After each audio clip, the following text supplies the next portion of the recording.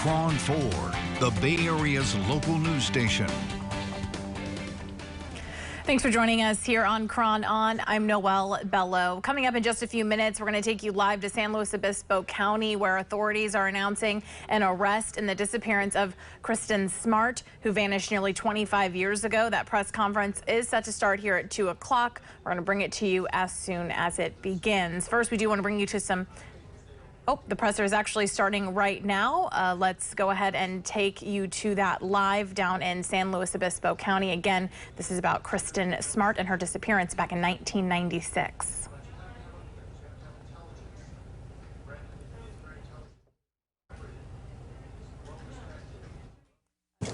Good afternoon.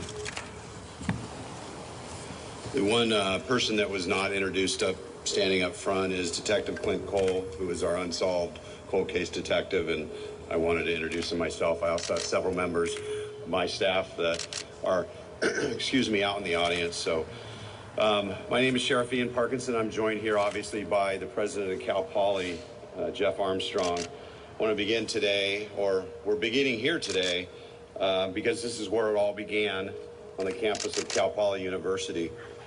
On May 25th, 1996, this was the last place that Kristin Smart was seen alive. It has been 24, almost 25 years since Kristin went missing. 24 years without a resolution until today. I'm here this afternoon to announce the arrest.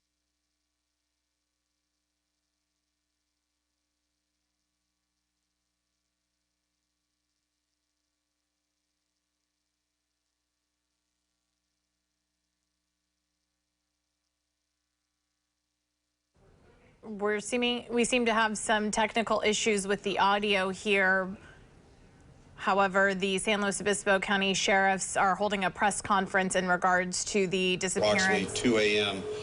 near the intersection of Perimeter and Grand Avenue, which is right over my left shoulder, as she walked home from an off-campus party. Kristin was last seen with Paul Flores, also a 19-year-old freshman that walked her home from the party. Kristin never returned to her dorm room that night and has not been seen or heard from since that time. She was reported missing to the Cal Poly Police Department on May 28, 1996. Cal Poly Police handled the initial investigation into her disappearance with the assistance of investigators from the San Luis Obispo County District Attorney's Office. On June 26, 1996, about a month later, the San Luis Sheriff's Office assumed the lead investigation in the case. We have actively investigated the case since that time. We have received assistance from the FBI, California Department of Justice, numerous other law enforcement agencies throughout the state of California and actually out of the state of California. I introduced Detective Cole for a reason. About 4 years ago, the Board of Supervisors, and I think the chair of the board, Lynn Compton, is here, granted a request that I had for an unsolved cold case detective. Many of our cold cases are actually assigned to our detectives in addition to their normal caseload, and Kristin's was one of those cases. Kristin's was one of the cases that I targeted for this position, and after granting that position, Detective Cole assumed that position and has been working on Kristin's case since then. Throughout our investigation, Paul Flores has remained a person of significant interest. There's been some discussion of what is a person of interest versus a suspect, and it's really a matter of terminology. When a crime occurs, everybody involved in that area could be a person of interest until they're ruled no longer of interest, either through alibi, through witness, through physical evidence. But Paul remained as a person of interest, and as the case progressed, became a suspect and the prime suspect in the case. So I became sheriff in 2011 and did a complete and requested a complete review of all the physical evidence that had ever been taken in the missing person case. In late 2016, we discovered additional evidence that confirmed that Paul was the suspect in the disappearance. In 2019, we interviewed several witnesses that had not been previously interviewed. And I'll say some of that information came to light through the podcast that many of you are familiar with, that was produced and eventually led to our interviewing that witness. And with the knowledge of the discovered of new evidence, new witnesses, sheriff's detectives secured a court order authorizing the interception and monitoring of Paul Flores' cell phone and text messages. This is one of many things that have been done over the last 10 years. In February of 2020, detectives served search warrants at the home of Paul Flores, as well as his sister, mother, and father, all simultaneously last year. Physical evidence recovered during these searches led to the service of additional search warrant at Paul Flores' residence in April of last year. During the search warrant, detectives recovered evidence related to the murder of Kristin Smart. In March of this year, detectives served another search warrant in Arroyo Grande at the home of Ruben Flores, the father of Paul Flores. Additional evidence related to the Smart investigation was discovered at that time. So as a result of this evidence, a San Luis Obispo Superior Court judge signed 2 arrest warrants and 2 additional search warrants. At approximately 07:30 this morning, today, both were arrested simultaneously with a team down in San Pedro, California, and a team in Arroyo Grande, California. And they arrested Paul Flores and his father, Ruben. Paul was arrested for charge of murder with 0 bail, meaning he is unable to bail. And Ruben Flores was arrested as an accessory to murder with a bail of $250,000. We are still currently in the process of executing those search warrants. Could be there for the remainder of the day or even into tomorrow, depending on what they find. Now, I understand a lot of people want to know what we found in the detail, and that's kind of the question that people continuously ask us and ask me is, what exactly did you find and what exactly do they have that has led to this? Well, I can tell you, unfortunately, the search warrants were sealed, which means I cannot discuss what evidence was found, and probably more importantly is that we have a due process right now, and everybody here is allowed that due process right. That means it has to go to court. There has to be a trial of 12 people and decide his guilt or innocence. So discussing specific items of evidence is just not appropriate at this point. I will say this, and this is probably a question that I will answer at this point, that we have not recovered Kristin. We will continue to focus on finding her remains regardless of any court action. So we will continue the process of finding out where Kristin is. We know that's an important part or important issue with the family. When I took office, one of the first acts that I mentioned was re-examining starting from the beginning. And I often tell people this, that law enforcement solves crimes really 2 ways, through witnesses and physical evidence. When we lack witnesses, we rely on physical evidence. You hear it in the news all the time about physical evidence that has linked somebody to a crime. Well, that's extremely important to solving a crime. In this case, we were dealing with a case that was, at my point of coming in office, about 14 years old, which makes it very difficult. Since that time, I believe there's a list somewhere, I can't see it, probably somewhere over here. Thank you. That is highlighting what I'm just about to tell you.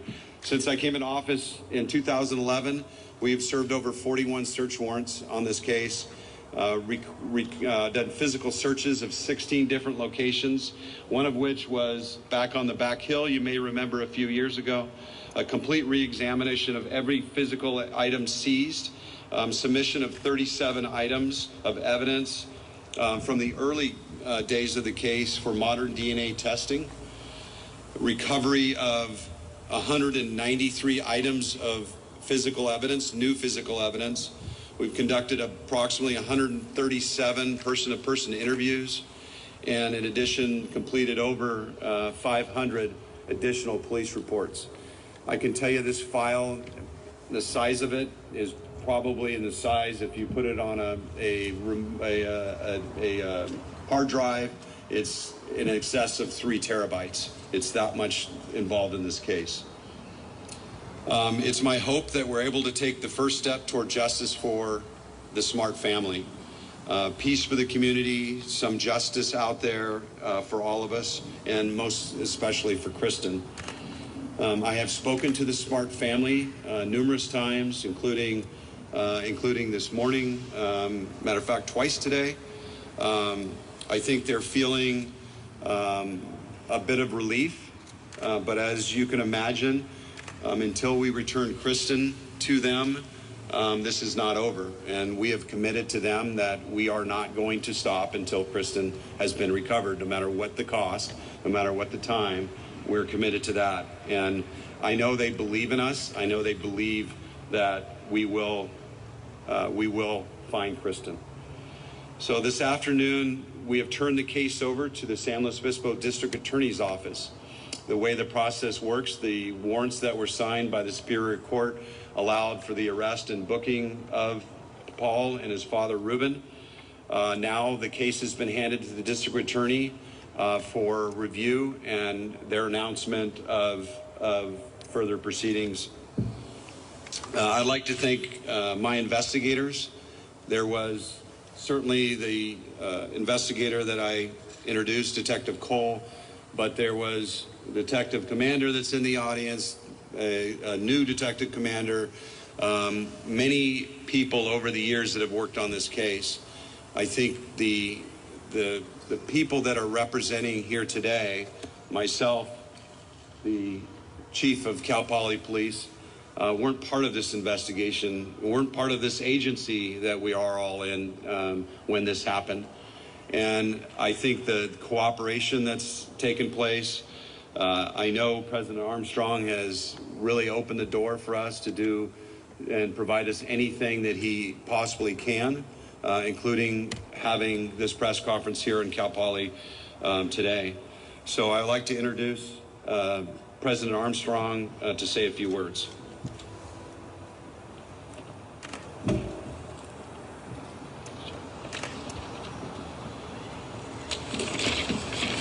Thank you, Sheriff Parkinson.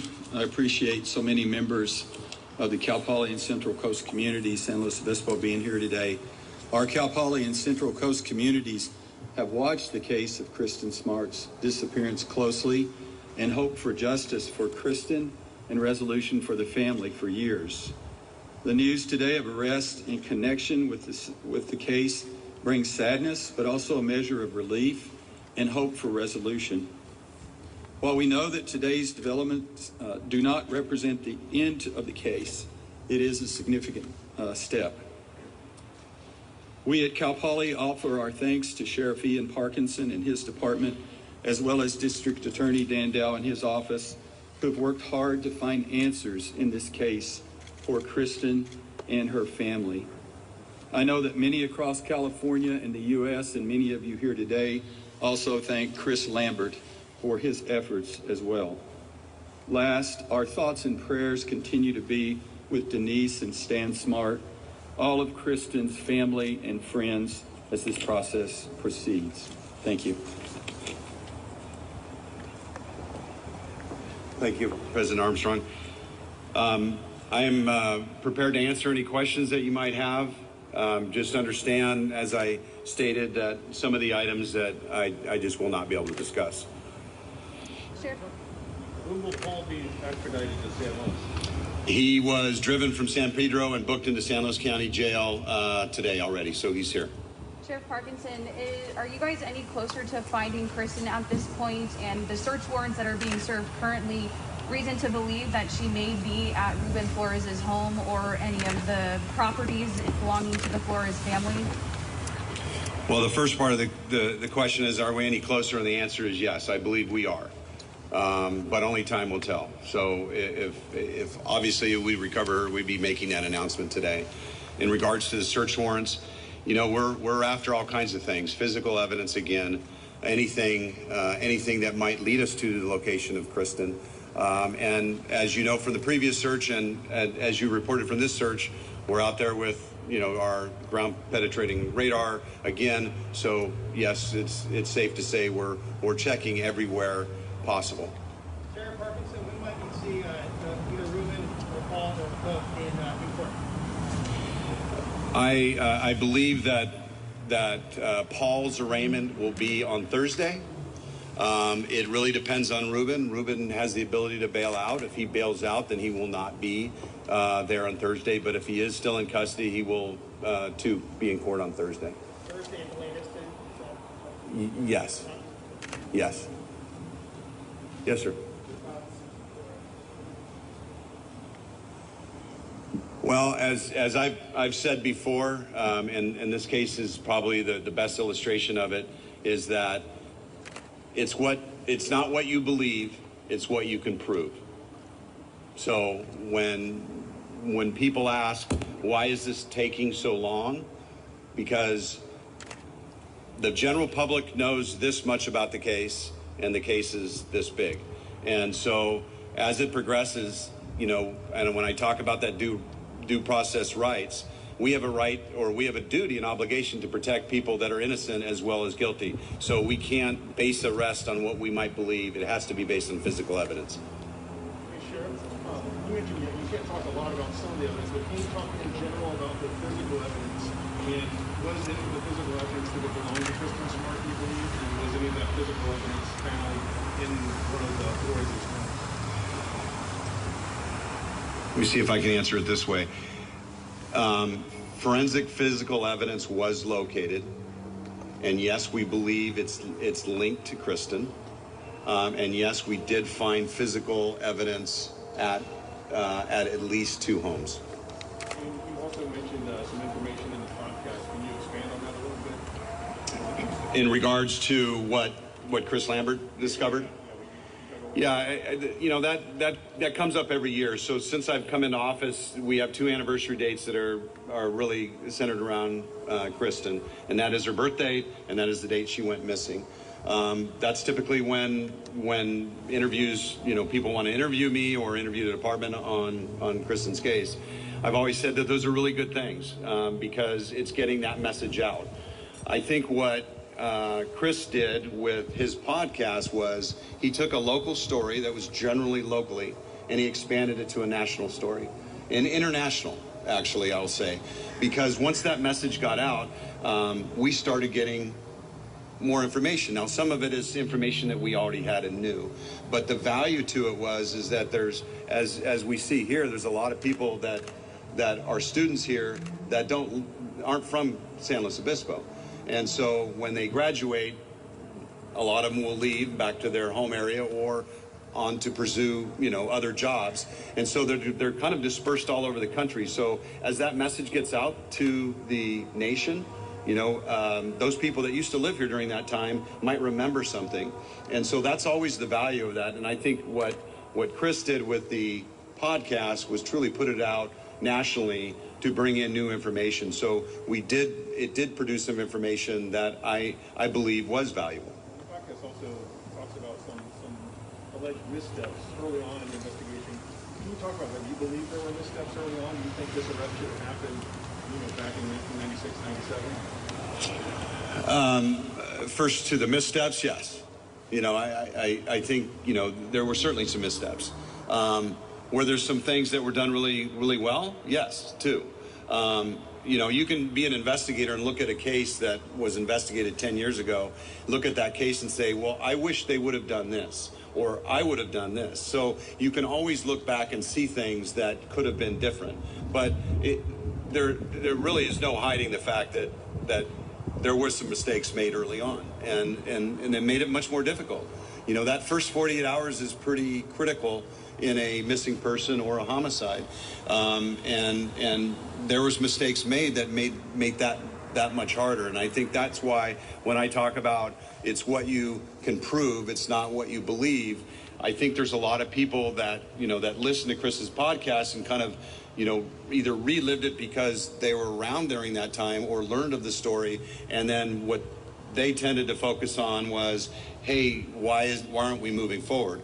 And trying to really impress upon people that our duty has to be to prove it beyond a reasonable doubt. It's not just we believe this person did it and we're going to pull them off the street and deprive them of their freedom. Finally, you mentioned the search warrant on the phone and the text messages. Does that really incriminating information? Yes, as Denise Smart has said, it's a puzzle, and the puzzle is we're assembling the puzzle. And imagine if you've ever built a puzzle, you've found missing pieces, how frustrating that is, because you're looking for the one piece and you find out there's 3 pieces that somebody's taken out of the puzzle or not putting it back. Well, this is what it has been. It's been a puzzle, and it's a very slow process to find each of those little pieces, because at the end of the day, we got to see what that puzzle reveals. And so that was something Denise said early on to me, and I absolutely agree with it. That's the slow process of this, and finding a little bit each place. So when you ask, was there something of value? My answer would be yes. There was something of value in various locations that kept coming up and coming to light. Sheriff, could Paul be charged with anything else in addition to murder? I really think that's a question that the DA is going to have to answer. I mean, once we turn the case over to them, they're the ones that actually file the charges. We know that the 187 of the Penal Code, murder is applicable. Whether or not something else will be, I think that's to be determined by the DA. I mean, and without finding Kristin, without remains or a body, how confident are you that evidence, physical evidence alone, will hold up in court? Well, you know what? You never know. I mean, you can have eyewitnesses, and it doesn't hold up in court because of either the admissibility or believability of the witnesses. So we don't know that until we try it.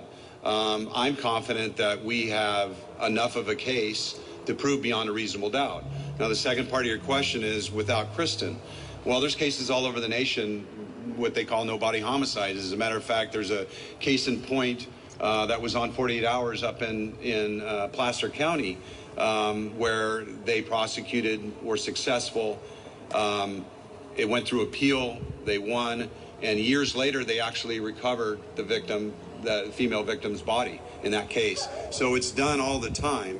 Well, I say it's done regularly is probably a better answer. So yes, I believe it can be done, and I think that the district attorney can be successful because I think there's enough evidence to support it. My last question is, this is such a high-profile case. I mean, you can see the crowd that this has garnered just for this press conference. Do you think that this is going to be a fair trial in San Luis Obispo County, or will it have to be tried elsewhere? It's a good question, and I don't have an answer. Is there a chance that it's going to push for a change of venue? Yeah, absolutely. But that, again, is going to be a court function to determine. That's an item that will be placed in front of a judge to make that determination. On the accessory charge against the father based on the belief that he helped get rid of Kristin's body? It's a belief that he participated. Did he participate in the murder? No. Yeah. Any of the evidence shows that Kristin's remains are possibly at Can't comment on that.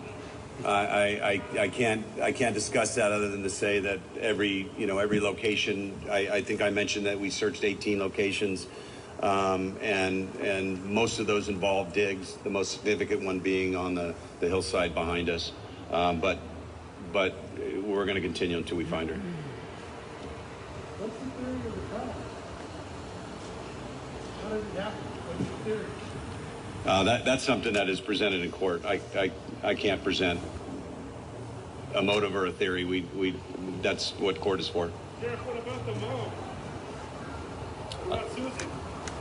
That was answered just a little bit ago. You might have missed it. Sheriff, so when the two men are arrested, are they on suicide watch? If not, why? If not, why? Well, I can tell you this. Anybody that comes in on a high-profile crime, there's probably, I'd say, a dozen people right now in custody for murder. They're all on watch because of the level of their charges. And it's not just murder. It could be, any serious crime or high-profile crime, that's always an issue, and that's always watched for that specific reason. Sheriff, did the arresting officers, did they give any information as to the reaction to when they arrested Paul and Ruben, what their reaction was? Or did it the same reason? The only thing that's been relayed to me is that there was virtually zero communication, no response. Why was a Ramey warrant pursued in this case? Well, as you know, I'll assume you know that a Ramey warrant is a warrant that allows for a law enforcement officer to go into a home and take somebody. If it was purely an arrest that a peace officer has the authority to make, they could make that in a public place on the street. But if you're going into a house, you cannot make that without an arrest warrant. So in order to make sure that he was in custody, it was imperative that we went to Superior Court and a judge signed an arrest warrant, in this case a Ramey warrant, to allow us, if we needed to go inside a home to take somebody, that we could do that legally.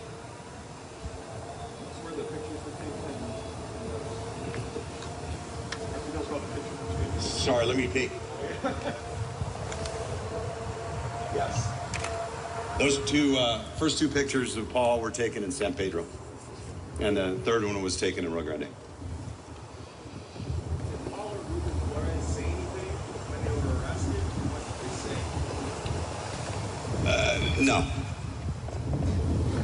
say? No. Nothing of consequence. I mean, what was their demeanor? Were they surprised? Oh, I heard reports of Paul being in Arroyo Grande over the weekend. There you go.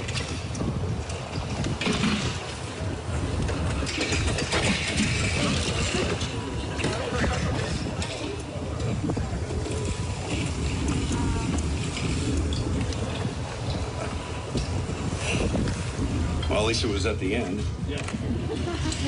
Okay, I had just a question. I'm sorry.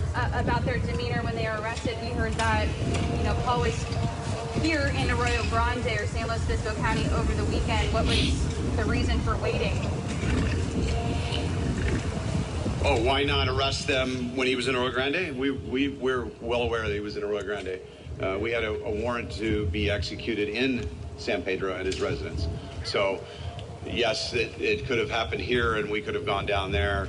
But, when you set a timeline, when you talk about an operation of that size, when I'm sending, 30 people or 20 people down to Southern California and 20 people here along with forensic people, it's a lot bigger operation than meets the eye. So either when you start planning that and figuring out what personnel you have, once you get to a timeline, it's just better to follow the timeline unless something really changes, and really that didn't change much. Okay, anything further, I'm going to refer you to my PO, Tony Coppola, and thank you for coming today.